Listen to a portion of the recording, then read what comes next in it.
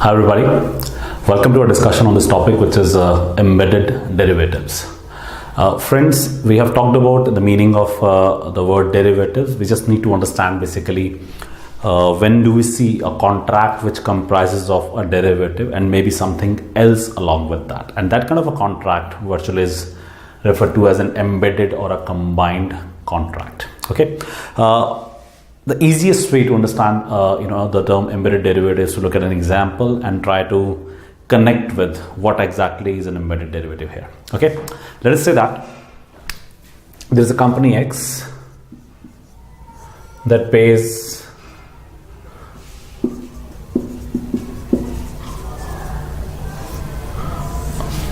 rent for 5 years for a space it takes from company Y.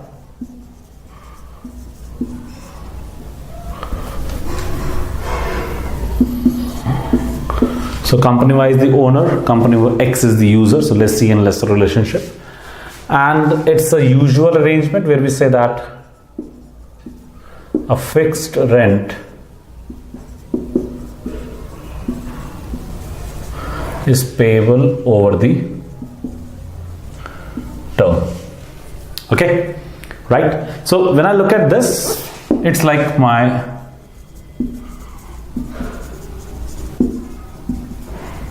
a usual lease contract. Okay, no role of a derivative here per se. However, if I say that company X takes a space on lease from company Y and agrees to pay a fixed rent plus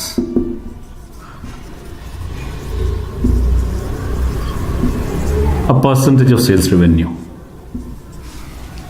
All right. So when you look at a fixed rent, it is a normal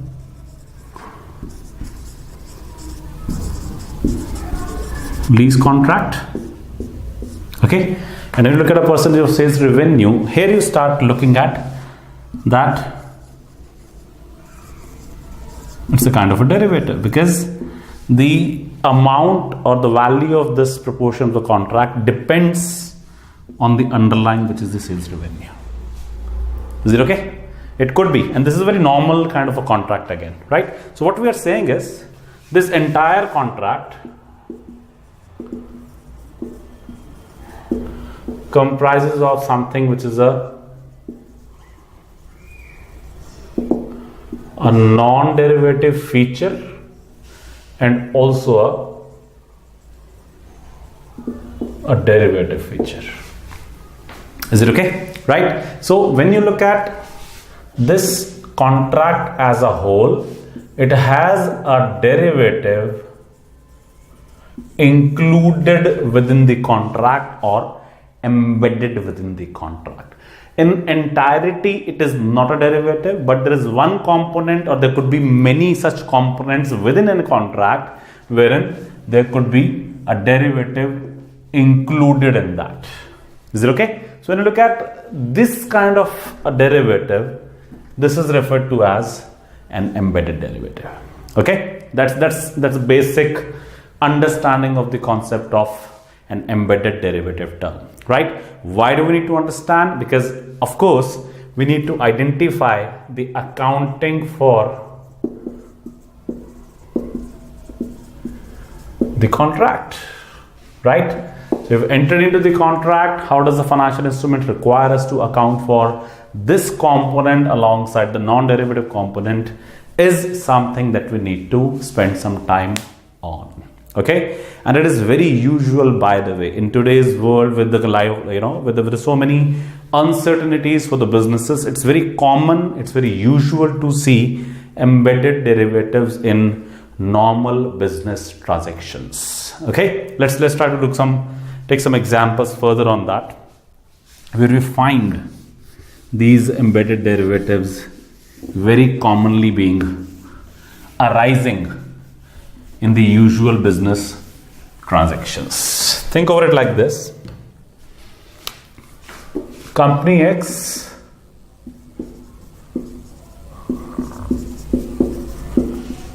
takes $10 million loan from company Y.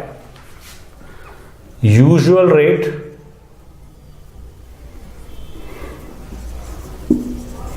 of interest would have been 8%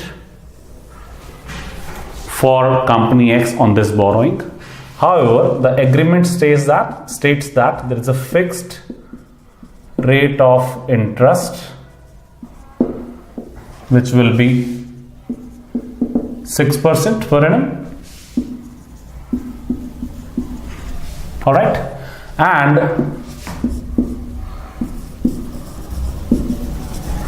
an additional interest rate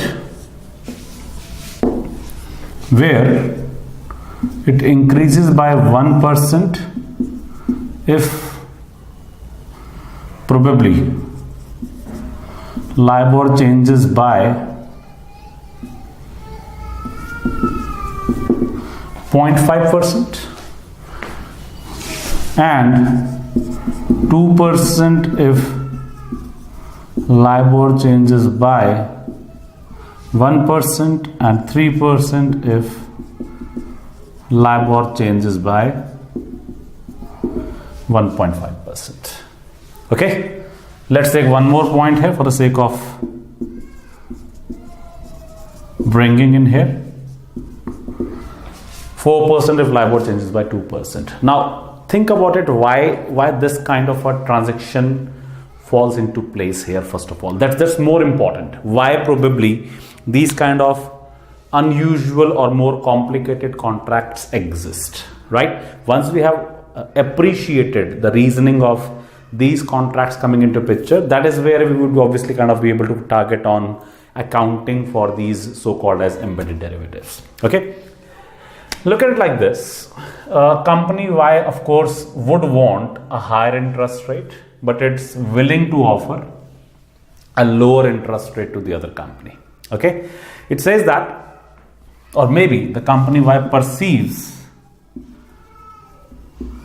that the LIBOR would change and most likely towards the increasing side. Okay, it perceives that LIBOR would increase, and if it increases by 0.5%, it would take the double charge against the increase from company X, right? So if LIBOR increases by 0.5, it will charge 1.1% extra.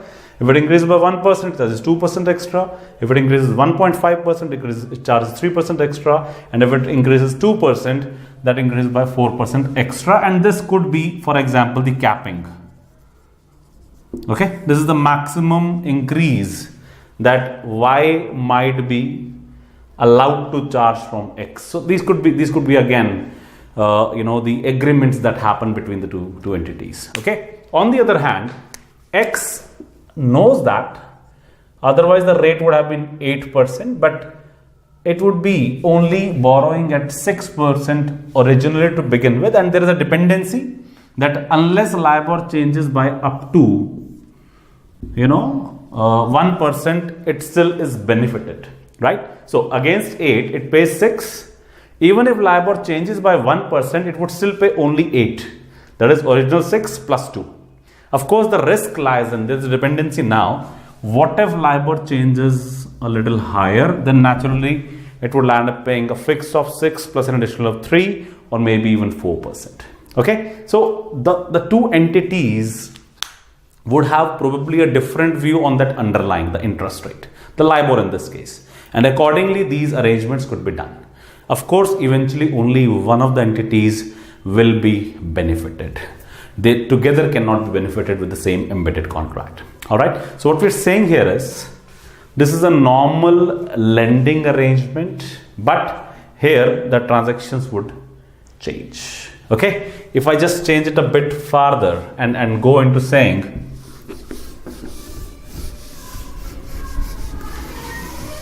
that Y is charging 6% and it would charge 1% extra if price of commodity, it could be any product for that matter, let's say G increases by $10 per or let's say prices of crude increases by $10 per barrel.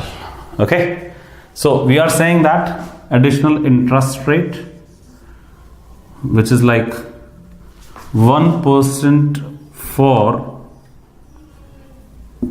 so the arrangement could be like this: increase in interest rates by 1% for every increase in crude oil price of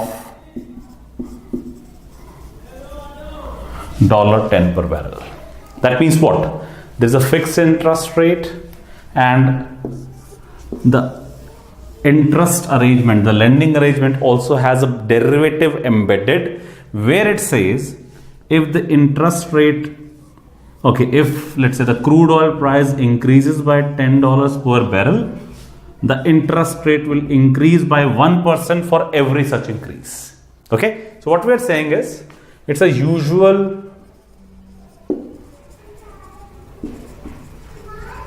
lending arrangement, but the terms of the agreement says that there is a normal lending arrangement which is a non-derivative, and there is also a derivative component within this arrangement. All right, so when I look at it, I'm talking about the original contract, which is also referred to as a host contract. Okay, the primary contract, the master agreement. Okay, here there are two components, which is a non-derivative component, and there is also an embedded derivative. Is it okay? Yeah. So what we are trying to put forth here is, what we are trying to bring here is looking at the accounting for the non-derivative component, also the embedded derivative component. The question that arises, do we need to account for these two things separately, right? So the question that arises with respect to accounting for embedded derivatives is that should the entire contract be treated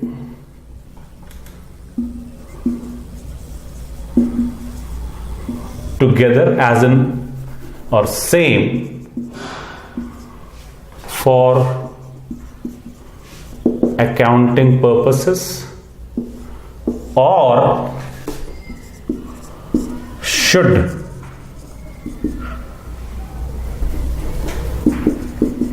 the embedded derivative be split from the contract and accounted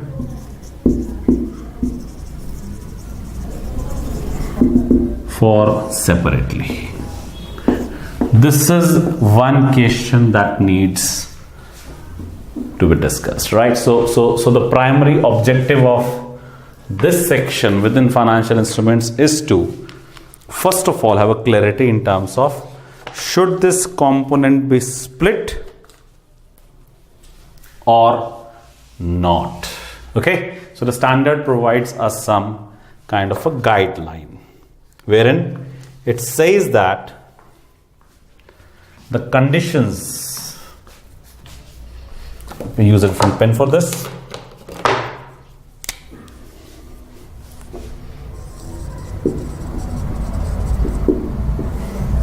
we are saying that if these conditions are satisfied, that is where an embedded derivative should be separated from the host contract and accounted for separately, right? The conditions are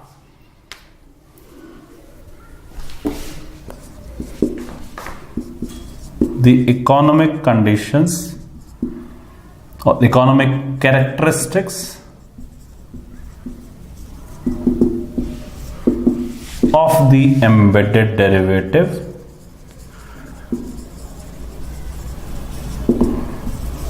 are not closely related to the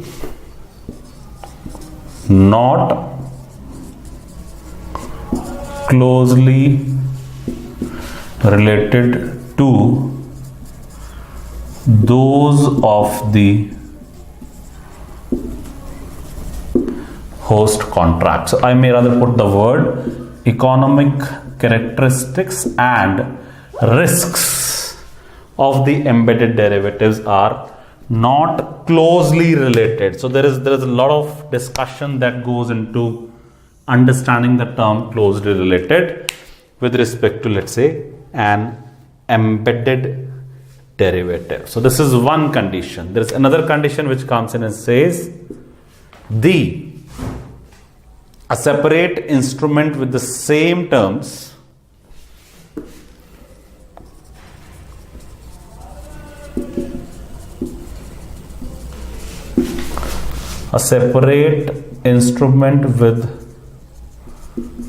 same terms as those of the embedded derivative meets the definition of a derivative, right? This is one interesting condition that lies in here. So far what we have been talking about, that there is a contract, there's a large contract, and there are different components within that contract. Some components have a non-derivative feature, very plain normal business transactions, and some components have a derivative like feature. Okay, so what this second condition is trying to tell us is that if that second component, which appears like a derivative, if it were taken independently, does it meet the definition of a derivative? Okay, so that's something which this condition is trying to talk about. We had been assuming that yes, there is a derivative embedded within the contract. So there are clauses which appear like derivatives. So ideally speaking, they should meet the definition of derivative independently also. Okay, but then when we spend some time, we'll be able to kind of give some more justification to this side. And the third one, which says that the host contract, we also refer this to as a hybrid contract. I think there's a combination of two different types of components. The host contract is not accounted for at fair value through P&L. Okay, the host contract is not accounted for at FVTPL per se. It says that normally we talk about it, that derivatives are usually accounted for at fair value, right? And that too through P&L. Okay, so what it wants to say, while my derivative is any case accounted for through P&L, and that's a usual scenario, not a rule, right? It's not always the case a derivative would be shown through P&L, and you know the value should be taken at fair value. No, it's not exactly true. There could be some derivatives which are used for hedging purposes, and accordingly it might fall in the definition of in the purview of hedge accounting, and accordingly this role may not always be applicable. But having said that, in general we say derivatives are usually accounted for at fair value through P&L, which means automatically if the host contracted is also accounted for FVTPL, why do you need to split the two components? You are safely doing the accounting at fair value through P&L for the entire contract. So that's where you do not have to, for example, split these. We are saying here, of course, we only should be splitting if these conditions are met, that is the economic characteristics and risks of the embedded derivative is closely related to that of the entire contract. Then we say a separate instrument with same terms as those of the embedded derivative would meet the definition of a derivative per se, and the host contract is not accounted for at FVTPL, that is fair value through profit and loss, right?